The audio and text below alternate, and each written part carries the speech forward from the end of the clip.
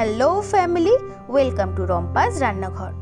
নতুন নতুন রান্নার জন্য আমার এই চ্যানেলটিকে সাবস্ক্রাইব করে দিও, আর হ্যাঁ, বেল আইকনে প্রেস করতে ভুলো না কিন্তু। আজকে বানাবো এমন একটা জিনিস যেটা প্রত্যেকে খেতে খুবই পছন্দ করে। আজকে বানাবো আলু কাবলি। তার জন্য প্রথমে আলুগুলোকে সেদ্ধ করে নিয়েছি। সেদ্ধ করে নিয়ে এইভাবে পিস পিস করে কেটে নেব। আমি এখানে প্রায় দুটো বড় সাইজের আলু ব্যবহার করছি। দুটো আলুই ভালো করে এখানে পিস পিস করে কেটে নেওয়া হয়ে গেছে। এরপর এতে দিয়ে দেব পেঁয়াজ কুচি। আমি এখানে বড় সাইজের একটা পেঁয়াজ কুচি নিয়েছি। তার সাথে দিয়ে দেব লঙ্কা কুচি। এখানে দুখানা লঙ্কা কুচি দিয়েছি।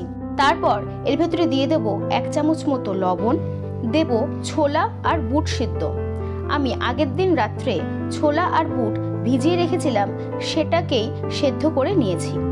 তারপর এতে দিয়ে দিলাম ধনে গুঁড়ো। এখানে 1 চামচ মতো ধনে গুঁড়ো ব্যবহার করেছি। প্রথমে ধনেটাকে শুকনো কড়াইতে ড্রাই রোস্ট করে নিয়েছি, তারপর সেটাকে গুঁড়ো করেছি। আর এর সাথে দিয়ে দিলাম শুকনো লঙ্কা আর জিরের গুঁড়ো। শুকনো লঙ্কা জিরো প্রথমে ড্রাই রোস্ট করে নিয়ে তারপর মিক্সিতে গুঁড়ো করে নিয়েছি। আর দিলাম গোলমরিচের গুঁড়ো। গোলমরিচের গুঁড়ো এখানে দিয়েছি 1/2 চামচ মতো। তারপর এর ভেতরে দিয়ে দিলাম তেঁতুল জল।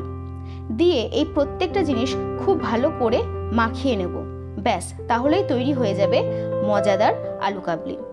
যদি দেখো যে এই মাখানোর পর এটা শুকনো শুকনো হয়ে গেছে, তাহলে আরেকটু তেঁতুল জল দিয়ে এটাকে ভালো করে মেখে নিতে হবে।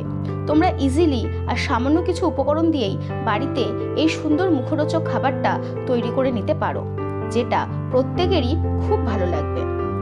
আজকের জন্য ধন্যবাদ। আশা করি তোমাদের এই রেসিপিগুলো ভালো লাগবে। তাহলে চলো, আজকের জন্য টাটা।